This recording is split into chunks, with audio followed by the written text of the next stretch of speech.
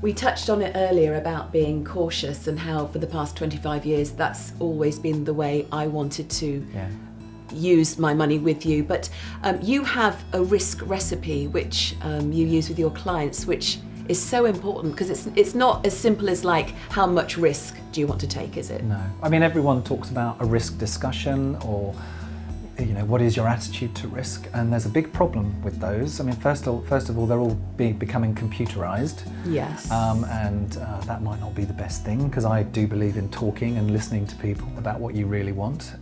But I think that if you just rely on someone's attitude to risk, it doesn't really focus on what I think is the most important thing, which is their tolerance to loss. Because you could do an attitude to risk questionnaire and you could say, oh, I quite like that, I want to make 10% next year. But you won't necessarily like it the flip side where your money could go down by X because of that. And so really, the question everyone should ask is how much are you prepared to lose? And what happens if you lose it 2 years in a row? Does that change things? Or even 3 years in a row?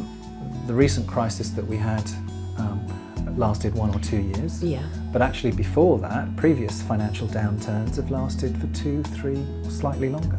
And so you might say to me, well, I can afford to lose 10% in 1 year. But what happens if it happens for 3 years on the trot? And people don't think about that at all.